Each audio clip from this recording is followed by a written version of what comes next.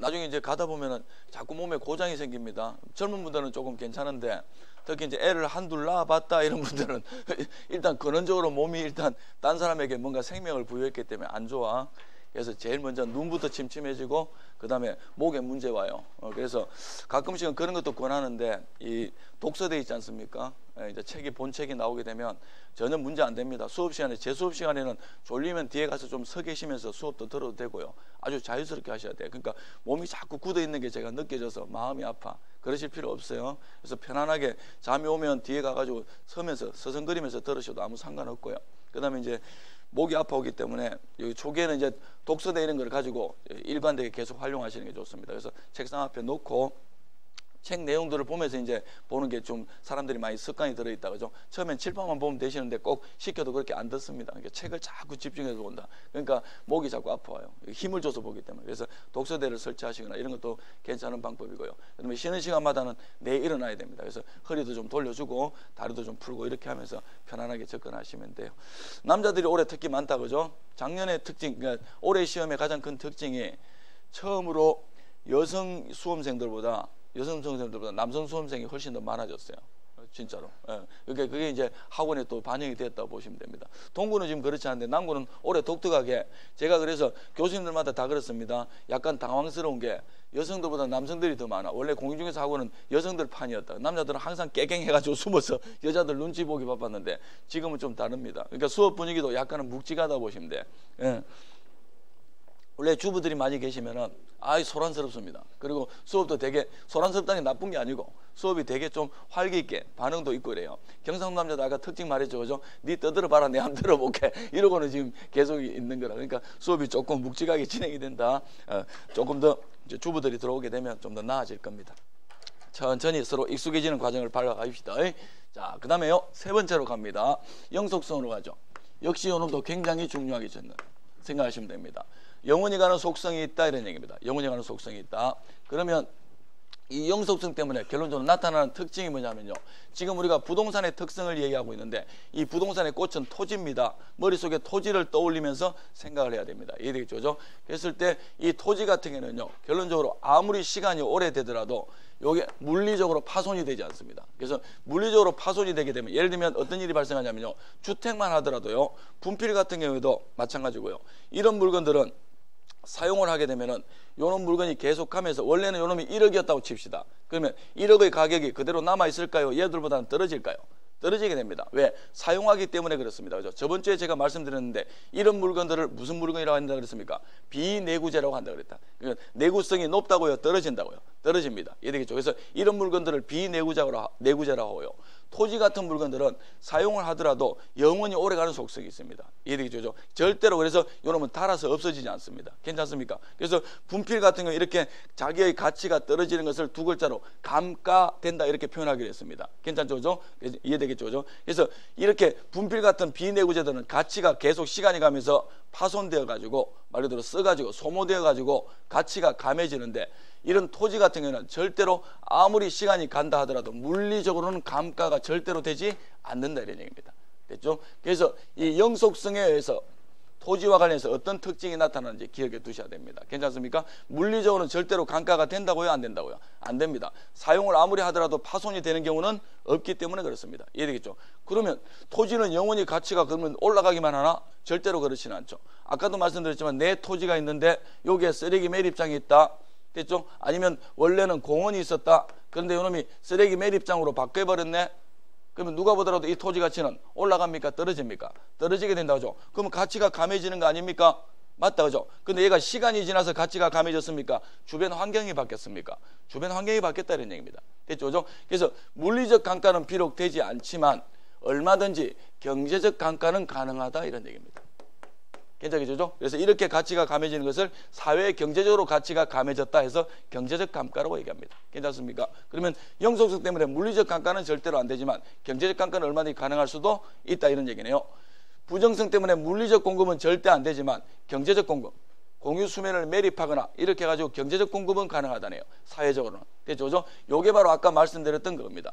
부동산은 자연적인 어떤 물건일 때는 이렇게 굉장히 경직되게 우리 생활에 다가오게 됩니다. 그런데 요게 사람이 결합됨으로써 됐습니까? 사람이 결합돼 가지고 쓰게 됨으로써 이런 경직된 특징들, 변하지 않는 특징들을 살짝 변화시킨다 이렇게 보시면 돼요. 그래서 방금 확인했던 게 물리적으로는 절대로 양이 늘어나지 않지만 얼마든지 경제적으로는 양이 늘어날 수가 있다. 택지가 필요하면 택지를 사람들이 산지를 개간해가 얼마든지 쓰고요. 택지가 필요하면 내지는 농지가 필요하면 바다를 메꿔가지고 얼마든지 사람이 사회생활에 쓸 수 있다 이런 개념이에요. 괜찮겠죠, 그죠? 그래서 경제적 공급은 가능하다. 역시 마찬가지로 영속성에 의해서 물리적으로는 감가가 되지 않지만, 됐죠? 사람이 사회 경제생활에 쓰게 되면서부터 경제적 감가는 얼마든지 가능하다 이런 얘기입니다. 괜찮겠죠, 그죠? 자, 그래서 이렇게 물리적으로 감가가 되지 않기 때문에 토지가 왜 우수한 투자 대안이냐면요.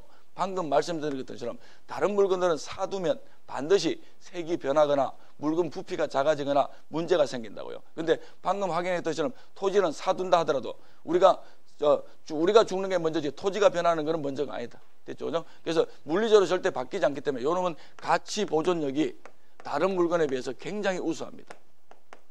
가치 보존력이 굉장히 우수해요. 이해되겠죠? 요게 영속성에 의해서 나타나는 특징이다 이렇게 보시면 돼요. 그래서 부동산과 관련해서 토지가 왜 우수한 투자 대안으로 되노? 절대로 물리적으로 감가가 되지 않기 때문에 한번 사두면 실제로 그렇다 그죠? 토지 가격은 항상 뭐에 따라서 올라갑니까? 물가 상승률보다 항상 선회하게 돼 있어. 왜? 일반적으로 토지를 가지고 있는 사람들은 돈이 없는 사람들이야, 돈이 많은 사람들이야. 돈이 많은 사람들이야. 이러죠. 그러면 시장에서 물가가 오른다. 내 토지 가격을 올리지 않으면 자기가 손해를 보는데 이러죠. 그래서 항상 물가 상승률보다 더 올라가기 때문에 절대로 손해 볼 일이 거의 없다 이렇게 보시면 돼요. 그래서 우리는 토지에 대해서도 잘 투자를 하기 위해서 이 공부를 한다 이렇게 보시면 되겠네요. 그죠? 그 이유가 뭐냐면 바로 영속성 때문이다. 이렇게 잡아두시면 됩니다. 괜찮겠죠? 세 번째로요. 하나만 더 챙겨두시면 일반적인 시장들은 신규 물건이 나오는 시장이 있고요. 그 다음에 재고 물건이 나오는 시장이 있습니다. 그러면 거의 대부분의 물건들은 신규 시장에서 모든 물건이 거래가 되는데요. 토지는 원칙적으로 놓고 보면은 이미 우리가 태어나기 전에 만들어졌던 물건들이다. 괜찮습니까? 인류 태초로 지구가 생기면서 만들어졌던 물건들이다. 괜찮습니까? 그러니까 신규 물건이 많을까요? 전부 다 재고 물건입니까? 재고 물건입니다. 그래서 토지 시장은 신규 시장보다 오히려 재고 시장이 훨씬 더 발달하게 되고요. 됐습니까? 그 다음에 두 번째로요. 어떤 물건이 매매되는 시장이 있고요. 물건이 사고 팔리는 시장이 있고, 그 다음에 어떤 물건을 오랫동안 빌려 쓰는 시장이 있습니다. 이걸 임대차 시장이라고 한다. 임대차 무슨 말인지 알겠다, 그죠?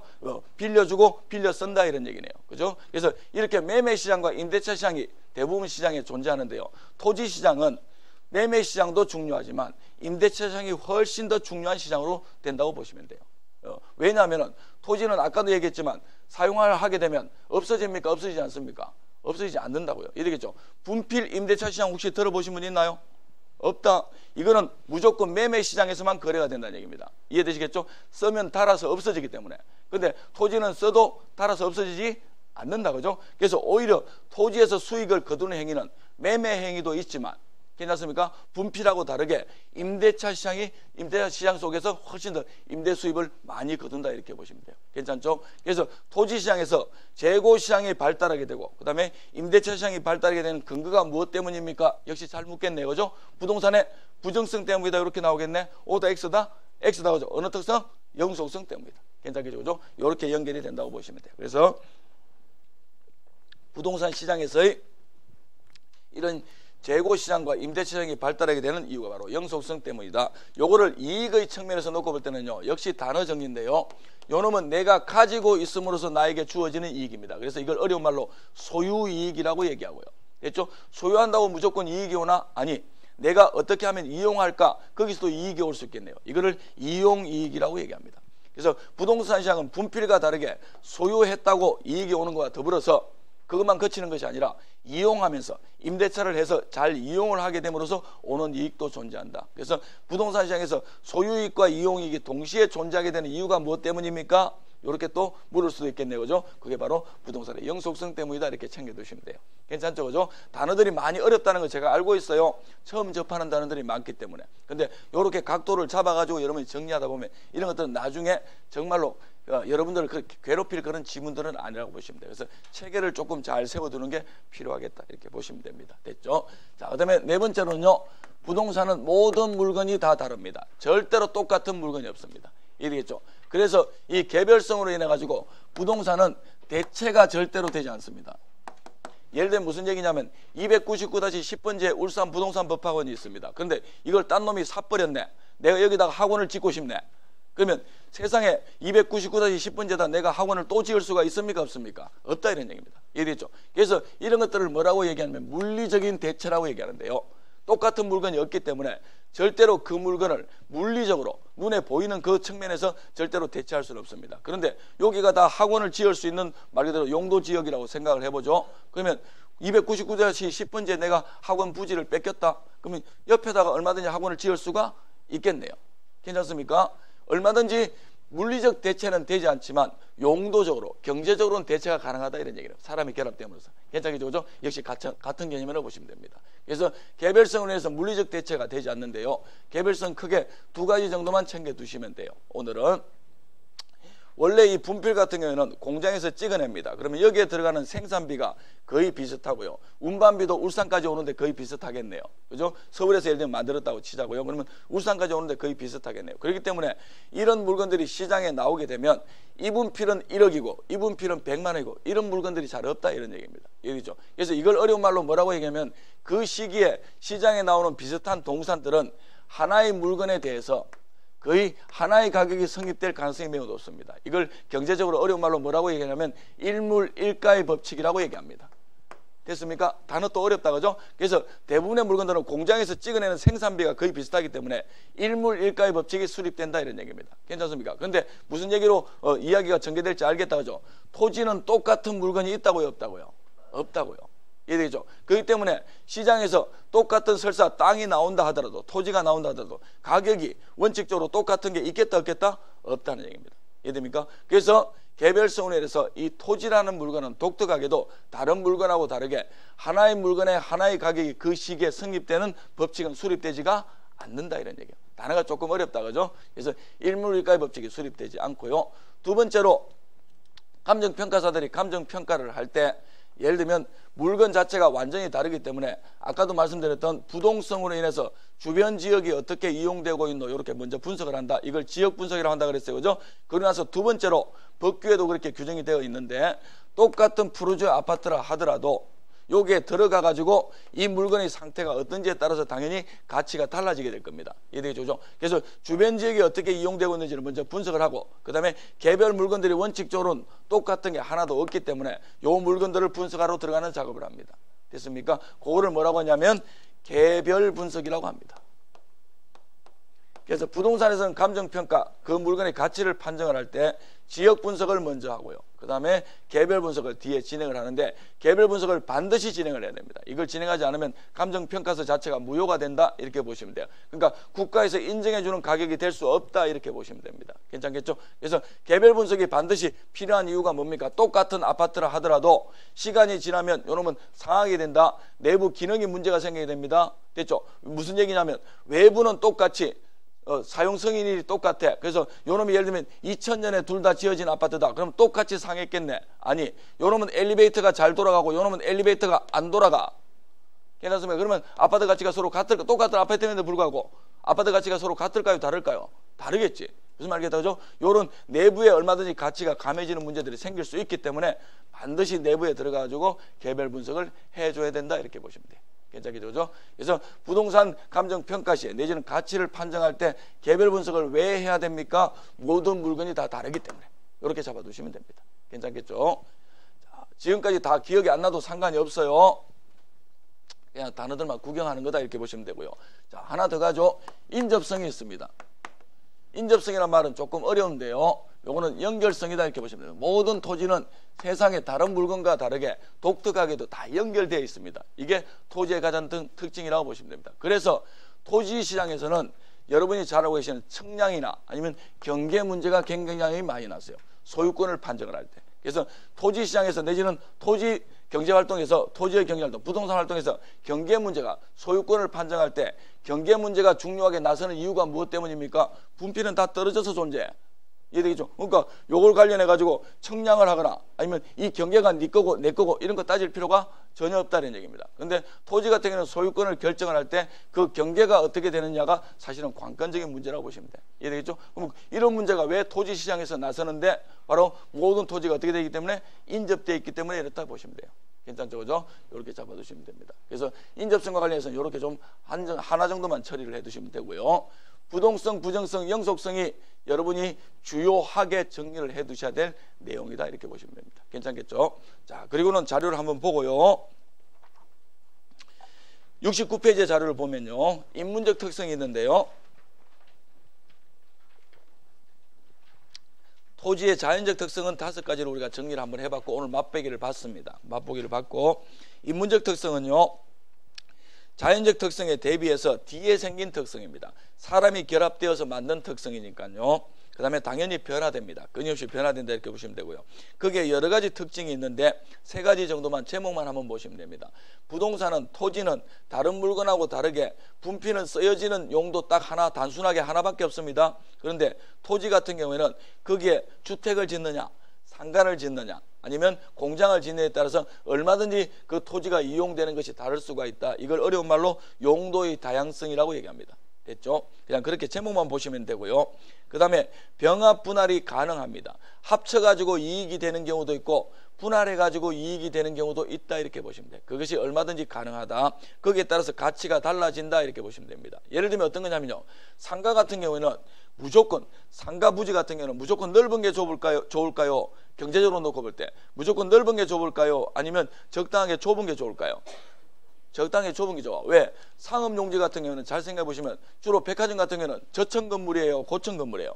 고층 건물을 짓는 이유가 그렇게 건물에 올려가지고 장사를 하더라도 얼마든지 수익을 많이 낼 수 있기 때문에 그렇습니다. 근데 농사를 지을 때 백화점 건물에다 농사를 짓는다고 생각해 보셔봐. 그럼 농사가 제대로 지어져 안 지어져? 안 지어져. 그러니까 농지는 오히려 적당하게 좁은 게 좋아요? 아니면 적당하게 넓은 게 좋아요? 넓은 게 좋다 이런 얘기입니다. 이해되겠죠? 그래서 그 용도에 맞게 용도가 다양하기 때문에 그 용도에 맞게 합치는 게 도움이 될 수도 있고 그 다음에 어떤 데는 쪼개가지고 작게 쓰는 게 적게 쓰는 게 훨씬 더 도움이 될 때도 있다 이런 얘기입니다. 이해되겠죠? 그것이 가능한 게 바로 토지다. 그래서 병합 분할의 가능성입니다. 그 다음에요. 위치의 가변성은 어떤 거냐면요. 아까 설명드렸던 거야. 부동산은 부동성으로 인해서 역시 마찬가지로 무슨 말이 나올지 알겠네. 물리적으로는 위치가 내지는 다른 말로 이동이 가능하다고요? 불가능하다고요?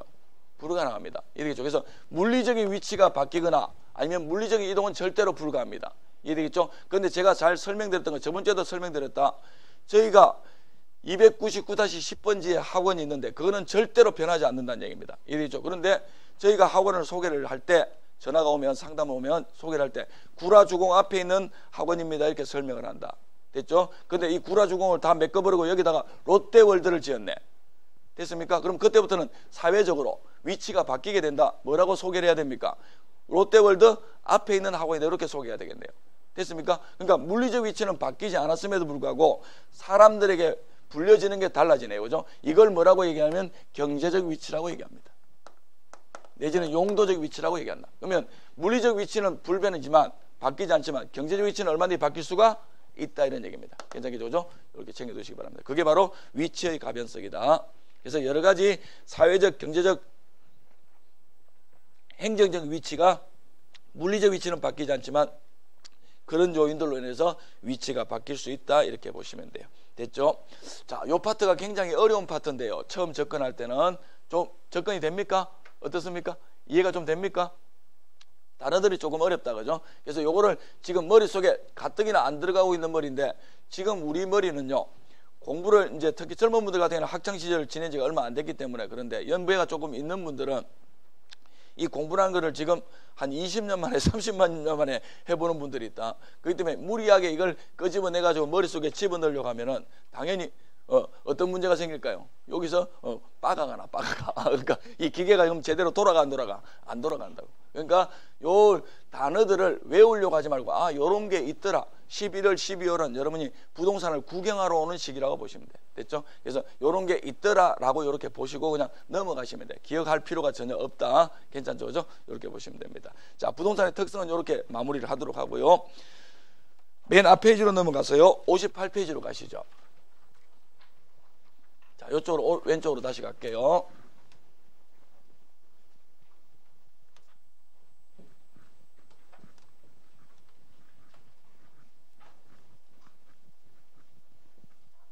자, 부동산의 특성이 정리가 됐고, 그 다음에 걔보다는 훨씬 덜 중요한데요. 부동산이 동산과 대비해 가지고 어떤 특징을 가지고 경제활동에 쓰이노, 요걸 방금까지 우리가 분석을 했다면요. 그렇다면 도대체 부동산이 시장에서 사고 팔리는 물건인데, 부동산이 어떤 측면에서 왜 부동산은 시장에서 사고 팔리는, 즉 다른 말로는 가격이 만들어지고 그 다음에 가치가 형성되노, 부동산의 어떤 특징 때문에 그렇노, 요걸 밝힌 게 뭐냐면요, 부동산의 속성입니다. 특성은 뭐고 속성은 뭔데? 아이 짜증나. 그러지 말고요. 특성은 아까도 말씀드렸지만 동산과 대비해 가지고 부동산이 가지고 있는 특징이라고 보시면 돼요. 이 부동산의 속성은 뭐냐면은 부동산의 다른 말로는 부동산의 본질이라고도 얘기하는데요. 그러니까 부동산 지가 태어날 때 가지고 있는 유전자라고 보시면 됩니다. 됐죠? 그래서 내가 딴 사람하고 비교해 가지고 가지고 있는 내 개성이 있습니다. 이해되겠죠? 딴 사람하고 비교해 가지고 가지고 있는 내 개성, 이거를 부동산의 특성이라고 얘기하고, 내가 아버지로부터 물려받은 유전자가 있어. 그거는 변해 안 변해? 안 변해. 이해되겠죠? 거기에 따라서 내 가치가 얼마나 달라질 수 있다는 얘기입니다. 이거를 부동산의 속성이라고 한다. 그래서 특성과 속성이란 말 헷갈리면 안 됩니다. 됐죠? 그래서 특성 나오면은 그거는 그 다음에 부동성, 부정성, 영속성, 개별성, 그 다음에 인접성, 이런 것들이 나와주면 되고요. 됐죠? 부동산의 속성은 부동산이 도대체, 요놈은 주로 부동산의 가치가 무엇 때문에 만들어지노, 요걸 많이 밝힌 거라고 보시면 됩니다. 괜찮겠죠? 그래서 부동산의 속성 파트가 있는데요. 거기에 나오는 게 4가지가 있습니다. 부동산은 자연으로서의 속성을 가지고 있고요. 그 다음에 환경으로서의 속성을 가지고 있습니다. 그 다음에 세 번째로 위치의 속성을 갖고 있고요. 그 다음에 공간으로서의 속성을 가지고 있습니다. 자연, 환경, 위치, 공간, 이거 어디서 들었던 건데요? 어디서 들었던 건데, 그죠? 이거 기억 혹시 나시는지 모르겠습니다. 부동산의 복합 개념에서 기술적 개념과 관련해 가지고 그 제목들이네요. 맞습니다. 부동산은 요것들 때문에, 부동산이 도대체 왜 가치를 가지는데 요 4가지 측면을 가지고 있기 때문에 가치를 가지고 있다고 보시면 돼요. 요 2개는 별로 안 중요한데 간단하게 설명하면요, 부동산이라는 것은 아까도 우리가 확인했지만 사람이 만들어낸 거야, 자연이 만들어낸 거야? 자연이 만드는. 그러니까 내가 원하는 대로 마음껏 만들어져 그렇진 않아. 그렇진 않다고요. 이해되겠죠? 그러니까 널널하게 써야 돼, 아껴 써야 돼, 아껴 써야 돼. 그걸 어려운 말로 무슨 이용이라고 한다고? 집약적 이용. 기억납니다, 그죠? 이렇게 연결됩니다. 그렇기 때문에 자연이 만들어낸 산물이기 때문에 다른 물건에 비해서 일반적으로 비싸게 취급될 수밖에 없어. 원하는 대로 절대로 만들어지지 않으니까. 이해되겠죠? 그래서 자연으로서 얘가 핏줄을 가지고 있다는 얘기입니다. 유전자를 갖고 있다. 두 번째로, 부동산은 다른 물건하고 다르게 분필 같은 경우는 주변 환경이 전혀 중요하지 않다 그랬어? 됐습니까? 근데 부동산은 주변 환경이 어떻게 이용되고 있느냐에 따라서 가치가 서로 같던가요, 다르던가요? 다르다 이런 얘기입니다. 괜찮겠죠? 그죠? 그래서 자연으로서의 속성과 환경으로서의 속성이 있다, 이렇게 보시면 되고요. 여기서 조금 여러분이 유의해서 보셔야 될 게 위치로서의 속성과 공간으로서의 속성입니다. 부동산은 위치에 따라서도 가치가 달라져요. 그러면 부동산의 위치라는 게 도대체 뭐가 있는데, 부동산의 위치는 크게 2가지가 있는데요. 절대로 변하지 않는 자연물로서 가지고 있는 절대적 위치가 있고요. 그 다음에 아까도 확인했지만 얼마든지 주변 환경이 바뀌게 됨으로써 그 위치가 바뀌게 되는 게 있었다, 그죠? 그걸 무슨 위치라고 얘기하냐면 상대적 위치라고 얘기합니다. 무슨 위치라고? 상대적 위치. 이해되겠죠? 그래서 절대적 위치는 번지수 생각하시면 되고요, 그죠? 그래서 절대적 위치는 절대로 바뀌지 않고요. 됐습니까? 근데 우리가 상대적 위치는 아까도 확인했지만 바뀌던가요, 안 바뀌던가요? 바뀝니다. 됐죠? 그래서 절대적 위치는 바뀌지 않지만 상대적 위치는 바뀐다, 이렇게 보시면 돼요. 괜찮겠죠? 그죠? 그래서 2가지 위치를 가지고 있습니다. 결론부터 내리면요, 2개 중에서 어떤 위치가 더 중요할까요? 상대적 위치가 훨씬 더 중요하겠죠.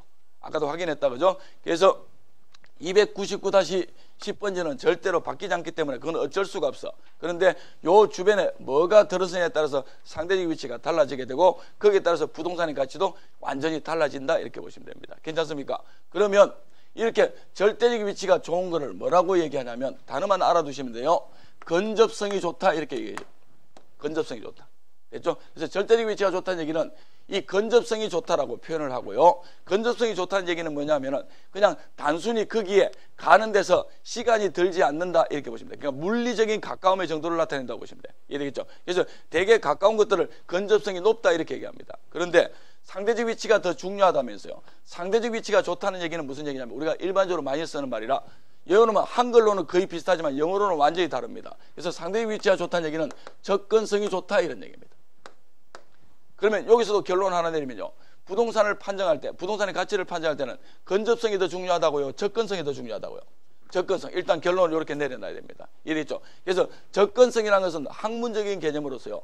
근접성처럼 단순한 물리적인 가까움의 정도 이걸 표현하는 게 아니고 이 대상물의 그 토지를 이용하려거나 아니면 부동산 활동을 하려고 하는 주체, 즉 사람이 그 대상물에 대해서 접근하는 데 대해서 가는 데 대해서 물리적인 거리도 가까워야 되고 시간도 덜 걸려야 되고 이해되겠죠? 돈도 덜 들어야 되고 그 다음에 심지어는 심리적으로 그 부담의 정도도 적어야 된다 이런 얘기입니다. 이해되겠죠? 그래서 일반적으로 부동산은 근접성을 따지기보다는 접근성을 따진다 이렇게 보시면 됩니다. 괜찮겠죠? 자, 그러면 이렇게 말만 가지고는 설명하면 잘 이해를 못한다. 그러면 근접성이 좋은 사례를 보면요.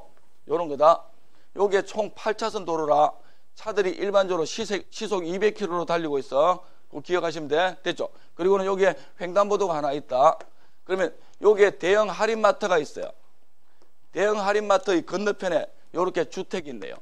A주택이 있고요. 그 다음에 여기에 2km 넘게 떨어져 가지고 B주택이 있다고 보시면 돼. 괜찮습니까? 그러면 여기 일반적으로 대형 할인마트가 있다. 다른 조건 다 떼버리고요. 주변에 대형 할인마트에 접근한데 요놈은 8차선 요 횡단보도만 지나면 되네요. 됐죠? 한 1, 2분 정도면 될 겁니다. 요 놈은 2km를 넘어서 이렇게 가야 되네요. 그러면 똑같은 푸르지오 아파트를 하더라도 주택이라 하더라도 상식적으로 놓고 볼 때 A가 더 가치가 높게 평가될까요? B가 더 높게 평가될까요? A가 더 높겠지. 누가 봐도 그렇다. 왜? 얘가 뭔가 편리해 보이네요. 괜찮습니까? 그래서 물리적으로 가깝기 때문에 이렇게 편리함이 정도가 더 높습니다. 일반적으로 요놈들은 선호시설이다 그죠? 선호시설 주변에 가까이 있으면 일반적으로 주택가치가 높게 될 거라. 괜찮겠습니까? 그런데 요는 근접성도 높고 그 다음에 접근성도 현재 높다고 보시면 됩니다. 그런데 여기를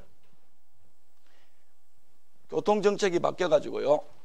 교통정책이 바뀌어가지고 횡단보도가 여기에 사고가 너무 많이 나가지고 횡단보도를 여기에 설치하기로 경찰청에서 결정을 했어. 이건 경찰청 결정 사항이니까.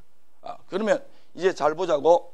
요놈은 여전히 물리적인 거리, 절대적인 거리는 1분밖에 안 걸리는 거리네. 됐습니까? 근접성은 높아. 그런데 근접성은 높은데 접근성은 오히려 더 높아졌습니까? 떨어졌습니까? 떨어졌다 이런 얘기입니다. 괜찮죠? 요런 경우라고 보시면 돼. 그래서 요런 놈들 같은 경우는 근접성이 높지만 접근성은 현저하게 떨어지는 거 돌아가지고 가야 된다. 괜찮습니까? 오히려 B주택의 가치가 요놈보다 어떻게 될까요? 올라가게 된다는 얘기예요. 단순하게 예를 들자면. 괜찮습니까? 그래서 요놈이 접근성이 높다고 볼 수 있고요. 요놈은 접근성이 오히려 떨어지게 된다. 근접성은 높습니다.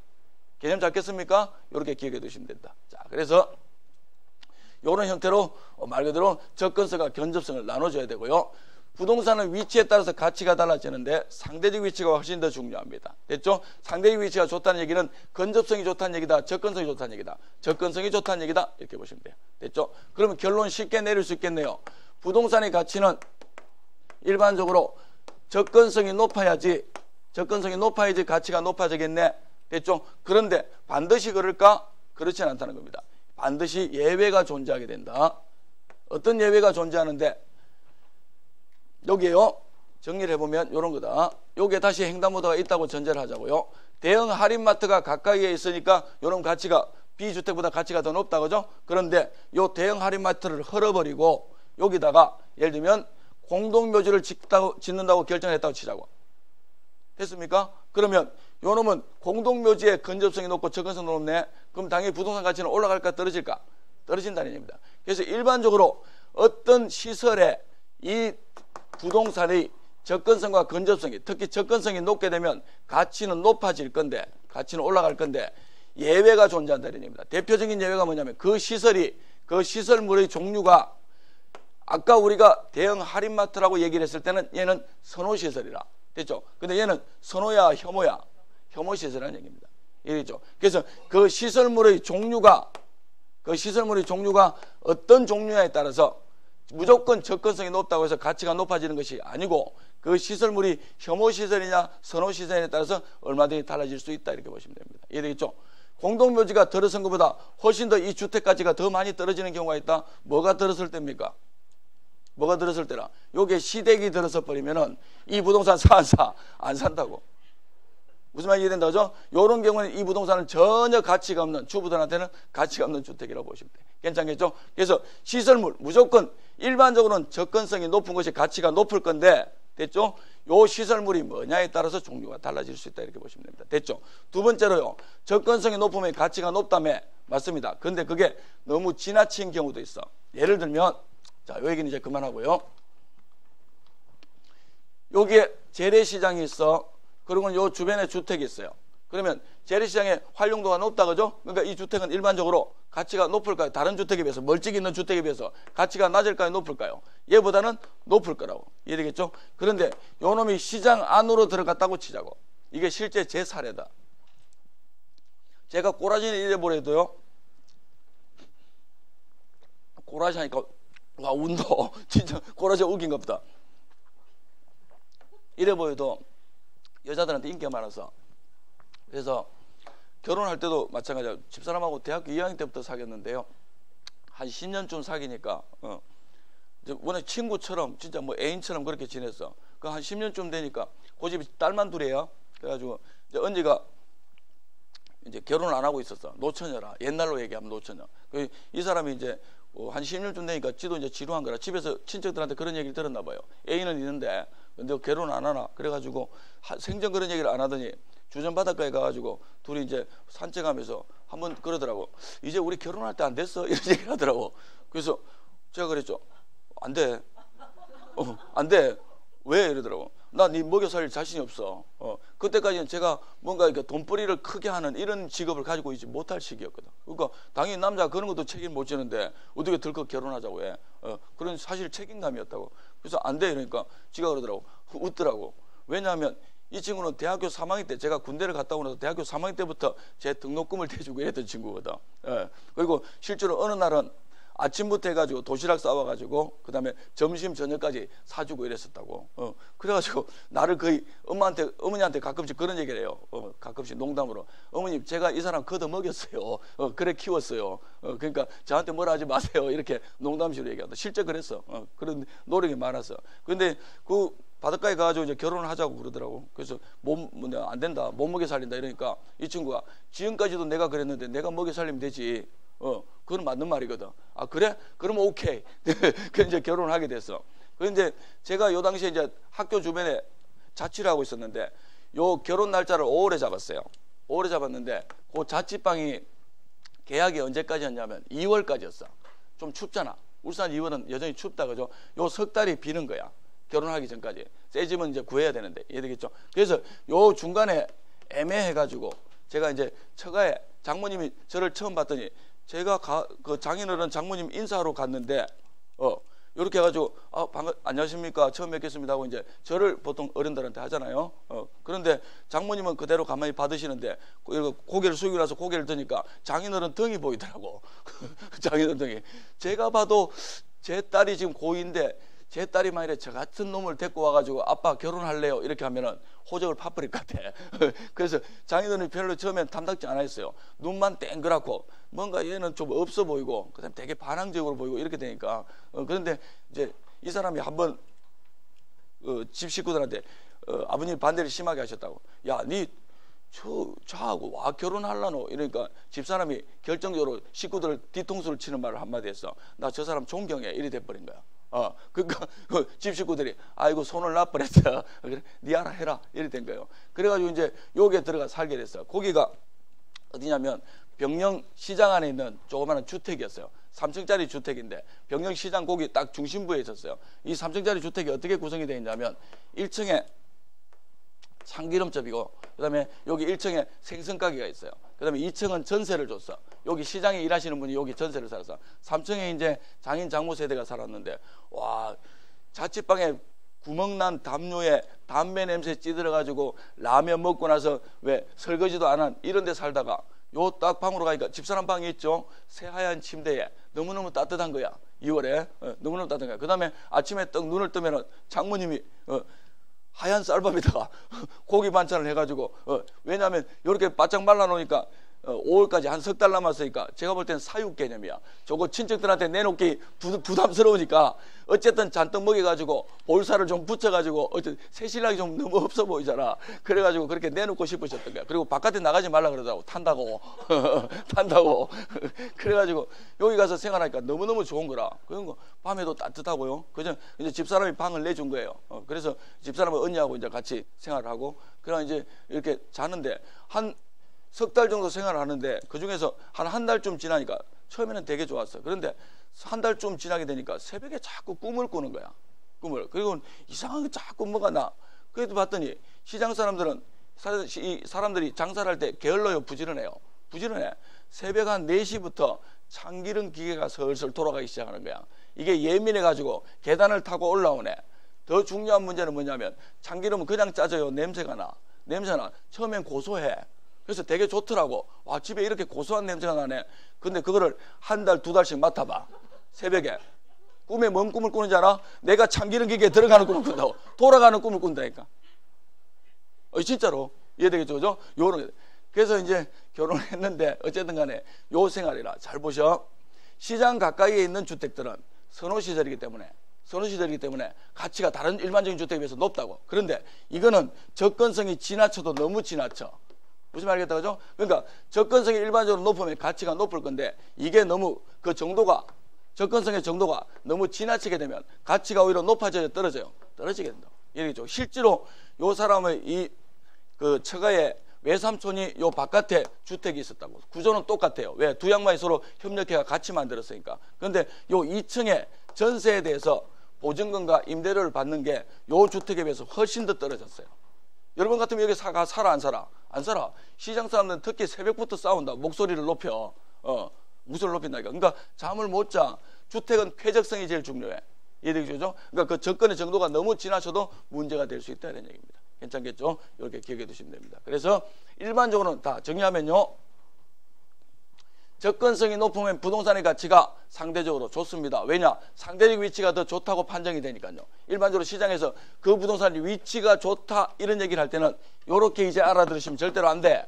이해되겠죠? 뭐라고요? 상대적 위치가 좋다는 얘기다. 괜찮죠? 상대적 위치는 그대로 있어요. 항상 바뀌어요.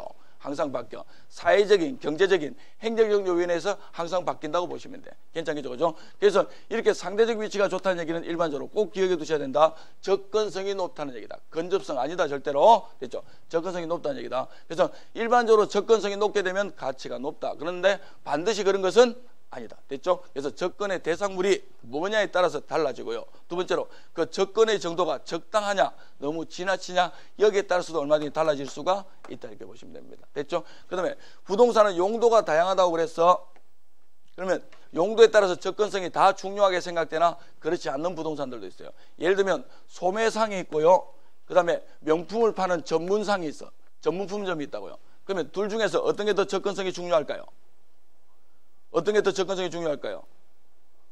사람들이 접근하기에 어떤 게 더 중요하게 따질까요? 소매상들이 훨씬 더 중요하게 따져요. 두부 사러 가는데 교통비 따져요, 안 따져요? 교통비 따져. 두부 같은 경우 예를 들면 아무리 맛있는 두부가 있다 하더라도 여기 구형에서 삼산동 나가 안 나가? 안 나간다고. 이해되겠죠? 그런데 예를 들면 남편이 명품을 사준다네. 명품을. 그러면 요거는 설사 서울에 있던 심지어 지금 분단되어 있는 책에다 휴전선을 넘어서 얼마든지 평양까지도 갈 수가 있다 이런 얘기예요. 얘기죠. 그래서 일반적으로 소매품점은 굉장히 접근성을 중요하게 따지지만 전문품점은 접근성을 상대적으로 중요하게 따지지 않는다 이렇게 보시면 돼요. 이해되겠죠? 그래서 용도에 따라서 얼마든지 접근성의 개념이라는 것이 달라질 수도 있다 이렇게 보시면 됩니다. 괜찮습니까? 이렇게 기억해 두시기 바랍니다. 자, 그래서 이렇게 위치와 관련된 개념이 있다 됐고요. 그 다음에 어디로 넘어가면 되냐면요. 59페이지를 한번 보십니다. 자, 이게 훨씬 더 중요한데요. 부동산은 공간으로서의 측면을 가지고 있습니다. 저번 주에 잠깐 언급했었는데요.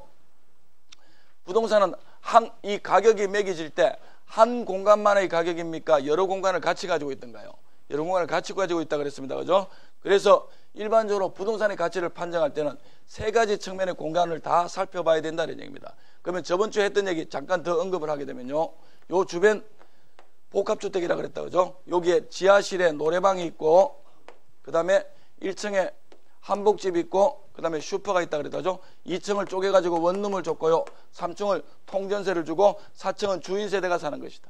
됐죠? 자, 그러면 우리가 일반적으로 이 토지를 산다는 얘기는 이 토지에서 집을 짓거나 아니면 농사를 짓기 위해서 산다고 그랬습니다. 그런데 이 토지라는 것을 사게 되면 나에게 요 토지 위에 있는 요 권리, 집을 짓거나 농사를 지을 수 있는 이 권리, 이걸 어려운 말로 지표권이라고 한다 그랬어요. 지표권. 기억난다죠? 그래서 토지를 사게 되면 지금까지는 아마추어일 때는 지표권만 나에게 온다고 생각을 했었는데, 됐습니까? 지표권 말고 다른 권리가 얼마든지 올 수가 있다는 얘기입니다. 기억난다 그죠? 노래방을 내가 배타적으로 이렇게 지하실을 파가지고 노래방을 지었네요.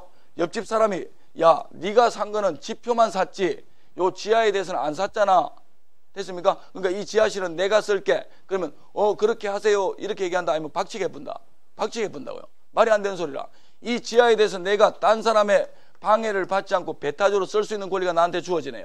됐습니까? 그 다음에 무슨 권리로 내가 나는 요 땅만 샀는데 왜 공중까지도 요 건물을 지을 수가 있는데, 됐습니까? 이 토지 소유권이, 즉 지표권은 땅에만 미치는 것이 아니고, 토지 소유권의 효력은 요 땅에만 미치는 것이 아니고 일정한 높이 어디까지도, 공중까지도 미친다 이런 얘기예요. 됐죠? 그래서 우리가 지금까지 생각할 때는 단순히 땅 산다 이 얘기가 땅 위에 권리만 우리한테 오는 줄 알았지만, 됐습니까? 그렇지 않고 일정한 깊이에 어디까지? 지하까지.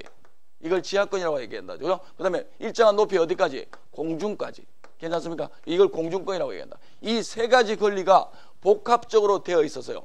지하를 좀 더 많이 활용할 수 있으면 가치가 높을 거고, 공중을 좀 더 높이 활용할 수 있으면 당연히 가치가 떨어질까요? 올라갈까요? 올라간다 이런 얘기입니다. 이해되겠죠? 그래서 이렇게 공간의 측면에서 부동산의 가치라는 것은 이런 1차원 공간이 아니라 2차원, 3차원의 공간 가격이 전체적으로 다 합쳐진 거다 이렇게 보시면 돼요. 이해되겠죠? 요거를 민법 219조에서 어떻게 규정하고 있냐면요. 토지 소유권의 효력은 정당한 이익이 있는 범위 내에서 토지의 어디에 상하에 미친다 이렇게 규정하고 있어요. 괜찮죠? 그죠? 그래서 여기에 기초해서 민법상의 적용을 받아가지고 토지 소유권은 좀 더 학문적으로 얘기하자면 지표에만 미치지 않고요. 일정한 깊이의 지하와 일정한 높이 어디까지? 공중까지도 미친다 이런 얘기입니다. 괜찮겠습니까? 여기 된다. 자, 그래서 요거를 그림으로 표현을 하게 되면요. 요런 그림이 그려집니다. 자, 이거는 지구예요. 됐죠? 그러면 토지 소유권의 효력이 어떻게 미치는데, 내가 토지를 사게 되면 먼저 이 땅 위에서 배타적으로 농사를 짓거나 건축하거나 물을 쓰거나 이럴 수 있는 권리가 나한테 주어집니다. 이걸 무슨 권이라고 한다고요? 지표권이라고 한다 그랬다. 그죠? 그래서 집중하시면 돼. 지표권이라고 한다 그랬다. 이 지표권이 첫 번째 나에게 주어집니다. 됐습니까? 두 번째는 일정한 깊이에 어디까지? 지하까지 내가 배타적으로 쓸 수 있는 권리가 주어집니다. 괜찮습니까? 이걸 뭐라고 얘기하냐면 지하권이라고 얘기합니다. 괜찮죠? 그 다음에 여기 방금 보다시피 일정한 높이 어디까지? 공중까지도 나에게 쓸 수 있는 권리가 주어집니다. 괜찮죠? 무슨 권이라고요? 공중권이라고 얘기한다.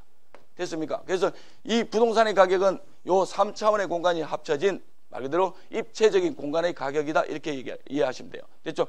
당연히 이 가격이 형성될 수 있는 것은 내가 배타적으로 쓸 수 있는 권리가 있기 때문이다 이렇게 보시면 돼요. 괜찮겠죠? 그래서 세 가지 단어, 지표권, 지하권, 공중권이 나에게 주어진다 이렇게 보시면 됩니다. 괜찮죠? 그러면 요거 설명드렸던 거 기억난다 그죠? 지표권은 뭔지 다 알기 때문에 굳이 신경 쓸 필요가 없고요. 그러면 내가 민법 219조 그게 근거에서 보니까 우리 민법에는 그렇게 규정하고 있다면, 내가 토지를 사게 되면 토지 소유권의 효력은 정당한 이익이 있는 범위 내에서 이 토지의 상하에 미친다며. 됐죠? 그럼 내가 이 토지를 샀다. 지하를 내가 내 마음대로 활용할 수 있다며, 배타적으로. 됐죠? 그리고는 지하실을 만들겠다고, 거기다가 지하실이 많이 들어설수록 아무래도 권리도 많아지고 대가도 많아지겠네요. 경제적 대가도 많아지겠네요. 그래서 땅을 팠다. 한도 끝도 없이 파가지고 저 지구의 반대편까지 갈 수 있을까요? 예를 들면 기술적으로 만약에 가능하다면 그런 법적 권리가 주어질까요? 그렇지 않을까요? 요 지구 반대편으로 가게 되면 우리나라 파면 어디 나오노? 아르헨티나까지 내가 지하실을 만들겠다? 이게 말이 되겠다 안 되겠다? 만약에 기술적으로 가능하다면, 기술적으로 설사 가능하다 하더라도 법률적으로는 절대로 안 돼요. 이해되겠죠? 그게 지하권이라는 것이 토지를 사게 되면 주어지는데 영구 무한대로 마음대로 주어진다면 나라 꼴 엉망돼. 이해되겠죠? 그래서 개인의 소유권이 주어지는 지하권이 있고 그렇지 않은 권리가 있습니다. 그러면 저번 주에 했던 수업 연동해 보자고요. 내가 지하실 만들려고 지하를 팠네. 근데 여기서 말씀드렸던 자갈, 모래, 그 다음에 지하수 이런 게 나왔습니다. 괜찮습니까? 그럼 이거는 국가 겁니까? 내 겁니까? 내 거라고 말씀드렸다. 이해되겠죠? 이런 것들을 뭐라고 얘기하냐면 사적 지하권이라고 얘기해요. 사적이란 말 무슨 말인지 알겠다? 공공의 것입니까? 개인 것입니까? 개인 것. 이해되겠죠? 그런데 저번 주에 우리가 설명드렸던 거 있다. 또 여기를 팠는데 여기서 석유가 쏟아져 나오네. 지하실은 내가 배타적으로 쓸 수 있다며 석유 내 거라고 주장하면 된다 안 된다? 안 된다고요. 이해되겠죠? 미법상의 토지 소유권의 효력이 어려운 말씀입니다. 미법상의 토지 소유권의 효력이 요놈은 미칩니다. 무슨 말인지 알겠다죠? 근데 이렇게 미채굴 광물이 나오게 되면 미법상의 토지 소유권의 효력이 미친다? 미치지 못한다? 미치지 못한다. 이해되겠죠? 요런 놈들은 지하에 있는 권리는 분명히 맞는데 개인의 권리는 아닙니다. 괜찮습니까? 그래서 이걸 뭐라고 얘기하냐면 공적 지하권이라고 얘기합니다. 괜찮습니까? 이거는 개인 거야 공공 거야? 공공 거. 정의되겠죠? 그죠? 요렇게 된다. 그러면 이제 개념 잡았네. 공중권도 마찬가지겠네. 공중권도 마찬가지다. 역시 마찬가지로 정리했던 것처럼 사적 공중권이 미치는 범위가 있고요. 사적 공중권의 범위가 미치지 않는 공적 공중권도 있습니다. 그러면 사적 공중권의 대표적인 게 뭐가 있는데 요즘 많이 적용되고 있는데요. 우리 집 5층 아파트가 있었어. 그런데 그 아파트에다가 일정하게 거리 간격을 정확하게 법적으로 두지 않고 20층 아파트가 들었었군요. 그리고는 햇빛이 잘 들어가지고 난방비가 안 들었는데 기억난다 그죠? 무슨 말인지 대충 느낌이 있다. 20층 아파트가 들어서가지고 동절기에 4시간 이상 햇빛 뜨는 걸 방해를 하네. 괜찮습니까? 그럼 가만히 있어? 아니면 법원에 가? 법원에 가야 되겠지. 이해됩니까? 그러면 권리가 인정받아? 인정 못 받아? 인정받아. 손해배상 해줘야 돼. 됐습니까? 이거 잘 알고 있는 무슨 건입니까? 일조건이다. 괜찮습니까? 잘 생각해 보시오. 햇빛을 가렸다고 내가 손해배상을 해줘야 되네. 딴 놈이 나한테. 됐습니까? 그러니까 요거에 대해서는 소유권을 말 그대로 영향을 줬다라고 보는 겁니다. 괜찮겠죠? 그 일조건이다. 정리됩니까? 해운대에 또 이런 아파트가 있었는데요. 해운대 같은 경우에는 아파트가 외국인들한테 되게 인기가 많아. 왜냐하면 외국 가게 되면 그렇게 바닷가를 조망할 수 있는 그런 고층 아파트들이 잘 없거든. 그러니까 해운대는 한때는 오피스텔도 그렇고 아파트도 그렇고 외국인들한테 정말로 그 임대가 최고였어. 젊은 사람들은 특히 외국인들 앞으로 대상으로 하는 부동산을 잘 생각해 보셔야 되는데 외국인들 대상으로 하게 되면 내국인들 하는 것보다 훨씬 더 좋아. 왜냐하면 일단 외국인들은 우리나라 물정을 잘 알아 몰라 모른다고 잘 몰라. 이해되죠? 그러니까 우리나라 세금에 대해서도 잘 알아 몰라 현금 영수증은 알아 몰라 이해되죠? 수수료는 우리한테 수수료를 줄 때 주로 지네 카드로 주겠어요? 현금으로 주겠어? 현금으로 주겠지. 무슨 말이겠다 그죠? 요렇게 되는 거라. 그렇기 때문에 외국인들 대상으로 할 때는 되게 좋은 점이 많아. 그리고 특히 외국인들을 임대를 하게 되면 법인들하고 하기 때문에 그대로 깔끔해. 외상도 없어. 깎는 것도 없어. 법적인 절차에 따라서 다 그대로 진행하게 돼 있어. 그러니까 젊은 분들 같은 경우는 앞으로 외국인들을 대상으로 이런 지역에 가가지고 한번 영어나 중국어 내지는 또 동남아 관련한 언어들 있죠, 그죠? 이런 것들을 한번 연습을 하셔가지고 나중에 준비하셔가지고 외국인들 대상으로 그렇게 중개업을 한번 해보는 것도 상당히 좋은 방법이라고 보시면 돼. 제 후배도 제주도에 내려갔어요. 제주도에 2년 만에 제법 벌어가 왔더라고. 제주도는 지금 땅이 다 누구 걸로 돼 있어? 누가 많이 와? 중국 놈들이 와가지고 중국 놈들이 제주도 땅값이 이제 실컷 오르니까 그 다음에 어디로 가고 있어? 강원도 평창에 가서 지금 땅 사고 있다고. 평창 올림픽 때문에. 그렇죠? 그렇게 움직인다고. 그럼 그 걔들 따라다니면서 땅 파는 사람들이 또 있어. 그러니까 부동산은 진짜 무궁무진하다고 보시면 돼. 됐죠? 자, 그렇다. 자, 그래서 이렇게 일반적으로 이 해운대 아파트 아까 말씀드렸는데 이렇게 일조권 문제가 해운대 아파트에서 옛날에 났었고요. 예를 들면 해운대 아파트에 그렇게 외국인들이 많이 들어오는데 그 이유가 뭐냐면 바다가 잘 조망되기 때문에 그래요. 그런데 얼마 전에 몇 년 전에 그런 문제가 생겼다. 그렇게 잘 조망이 되는 바닷가가 있는 그 아파트가 있었는데 그게 층수가 별로 안 높아서 그 앞에다가 그거보다 더 높은 아파트를 지어본대. 그래서 이 아파트 주민들이 소송을 걸었어. 뭔 소송을 걸었어? 조망권 소송을 걸었어. 왜? 바다가 조망되면 가치가 일반적으로 낮아질까요? 올라갈까요? 올라가겠지. 근데 그거를 가렸다고. 이해되죠? 그에 대해서 손해배상을 해줬다. 진짜로 해줬다. 이해되죠? 그러니까 이 조망권에 대해서 개인적인 소유권을 인정했다는 얘기네. 이해되죠? 이렇게 보시면 됩니다. 그래서 일조권과 조망권 같은 것이 대표적인 사적 공중권이라고 보시면 됩니다. 그 다음에 우리가 비록 토지를 산다 하더라도 이 건물을 내 마음대로 짓습니까? 일정한 높이까지만 지어야 돼. 일정한 높이만. 공중에 대해서 내가 권리가 있다 하더라도 우리나라는 이 건물을 지 마음대로 높이로 올라갈 수가 절대로 없다고요. 이걸 공법에서 여러분이 나중에 공부하게 될 용적률이라고 얘기합니다. 뭐라고 얘기한다고요? 용적률. 건물의 높이가 올라가는 걸 결정하는 비율이라고 보시면 돼요. 토지 이 면적에 대비해서. 이거는 나중에 여러분이 공부에서 굉장히 중요하게 다뤄야 될 내용이다 보시면 됩니다. 됐죠? 그래서 이렇게 일조권, 조망권, 용적률 이런 것들은 대표적인 사적 공중권이라고 보시면 돼요. 그런데 토지 소유권이 나한테 공중에 미친다며 그리고는 여기를 살펴봤더니 이 성안동 가면은 되게 재밌는 일이 발생하는데 성안동은 항공법의 적용을 받아서요.